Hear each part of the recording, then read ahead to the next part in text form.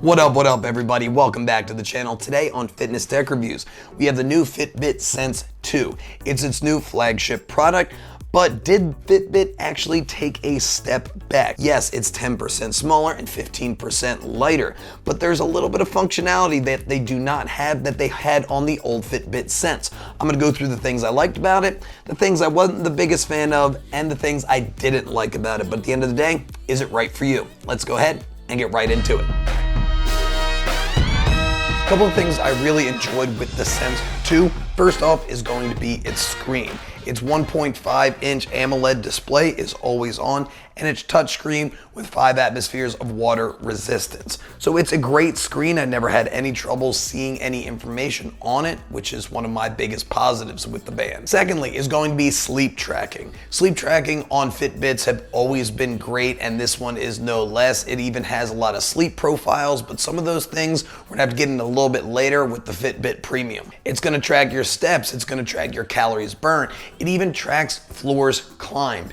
I was having a little bit of a tough time checking out the specifications of the band itself. I'm not exactly sure if it has an altimeter or not, as I really couldn't find definitive information even on Fitbit's website. It has what they're calling a continuous EDA scan, which keeps track of your stress levels. I really didn't see too much as far as it seeing my stress levels going up and down, but when you are doing a manual EDA scan, it does great as far as giving you a lot of mindfulness ideas, and even pushes you towards that Fitbit Premium where you have a lot of breathing exercise and mindful exercise to get into. Even after that 6 months of free premium membership, you do have to pay for it afterwards. It does also have an ECG scan as well. It takes about 30 seconds to do the entire scan to check out different irregular heartbeats. It didn't detect anything for me. Again, I typically don't get anything like that, but if you have things like AFib, it will be able to detect things like that, hopefully. It does have a new interface that goes a little bit more smartwatch-y, if that's a great way to put it.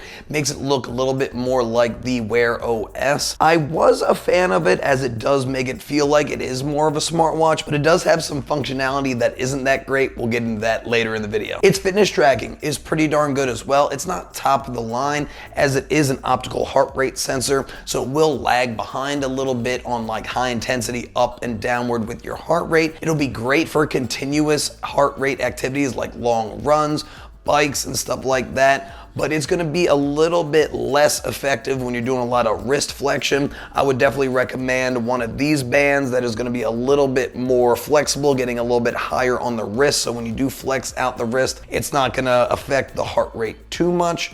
But as an overall fitness tracker, it does great. It is built for both Android and iOS, with a couple of things with iOS like quick replies and being able to reply on the band itself. You'll not be able to do that on Apple devices. One of my favorite things about it is it does have a microphone built in, so if you would like to speak to text, you can reply by doing that instead of just quick replies, but quick replies are still there on Android. I've been a pretty big fan of its battery life. It says it does have 6 days of battery life. That's if you have everything off, but if you're turning on that continuous EDA and you're doing a decent amount of workouts and stuff like that, you'll probably push a little bit more towards about 4.5 to 5 days, but it does have a magnetic charger that's easy to put on. It takes about 2 hours to fully charge.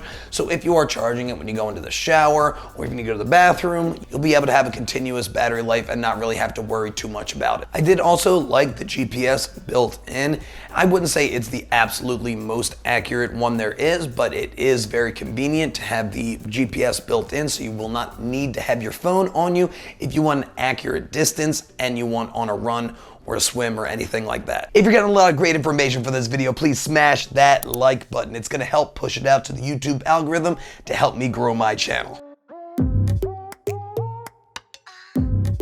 Getting into the not so good, not so bad portion of the video, it has a lot of Google integration. It has Google Assistant, it has Google Maps, and it has Google Wallet, but not right now. I contacted Fitbit and they don't really have an idea when that update is going to arrive, so I'm a little disappointed. When you're thinking about other Wear OSs like the Galaxy Watch 4, it took about 10 months to get Google Assistant. Hopefully it's not gonna take that long with the Sense 2, but they did really advertise all these Google sweets in there, but right out the box, it will not have anything Google, but I can't wait for that update. So make sure you subscribe to the channel, hit that notification bell, so as soon as that update happens, I'll let you guys know. Another thing that is good, but it's also bad, is the Fitbit Premium app. In the app, you do get 6 months free of the premium. You will have to pay either $9.99 per month or $80 a year. I actually just talked to my parents. They were very happy about this app and having all that stuff built in, like workouts, stress management, and being able to see trends for their sleep and their fitness scores as well.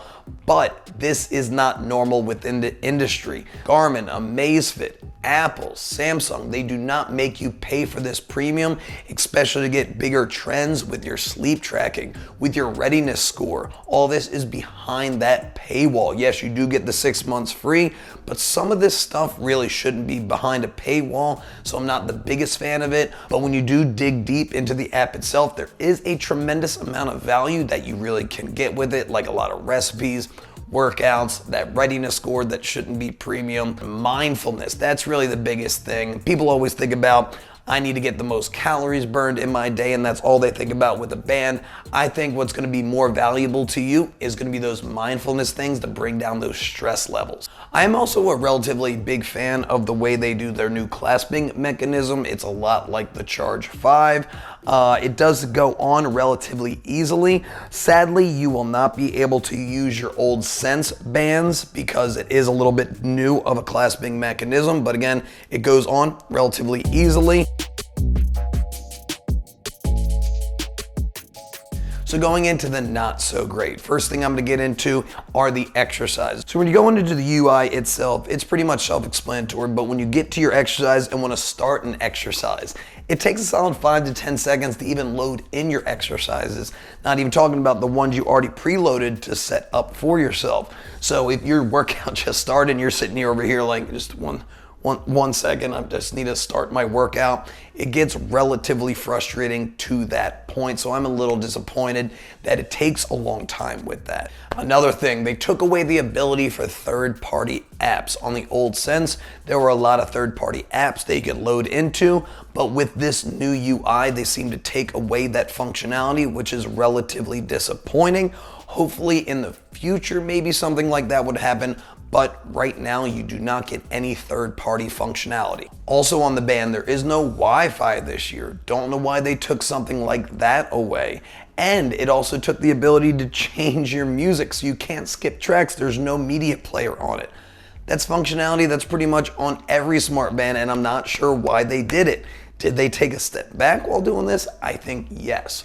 But will Google have the opportunity to be able to update it? I believe they will, and pretty much hope they will, maybe within a new update with their new Google integration. And overall, right out the box, it seemed like the UI was a little bit sluggish. It did seem to improve over a little bit of time, but there's no current update that I know about that's going to improve that sluggishness.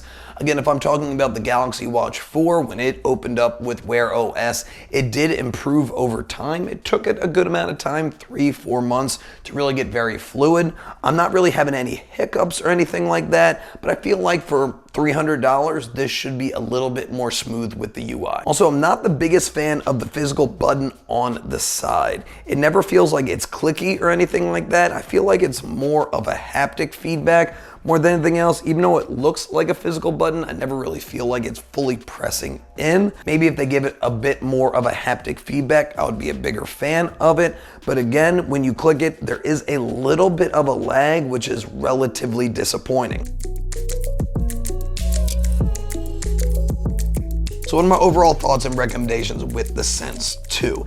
It just feels like it needed a little bit more time to cook in the oven. It doesn't have the Google integration. It doesn't have music playback.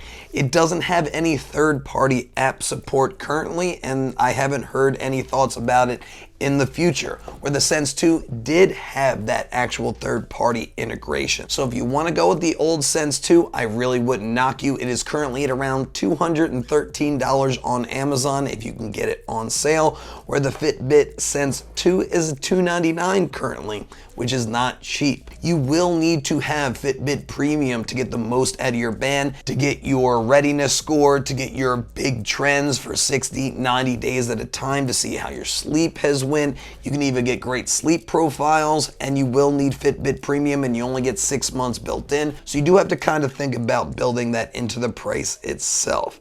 But overall, it is thinner than last year's band, which is great. 10% thinner and 15% lighter. This is one of the thinnest bands that I've used. I kind of even forget it's on my wrist a lot of the time. So its build quality is great, but there needs to be updates. It takes too long to get into your exercises and stuff like that. I do have the Fitbit Versa 4. I will be doing a review on that, and I will be comparing it with the Sense 2, so make sure you subscribe to the channel. Hit that notification bell so you'll be one of the first ones to know when my newest video comes out. Hopefully this video was helpful for you guys. If it was, please smash that like button. It's gonna help push it out to the YouTube algorithm to help me grow my channel. If you would like to purchase the Fitbit Sense, I will be linking it down below. It's gonna shoot it in Amazon, and a little bit of that purchase is gonna help me grow my channel. But as always, stay happy, stay healthy, and above all, stay positive. I'll see you guys in the next one. Bye.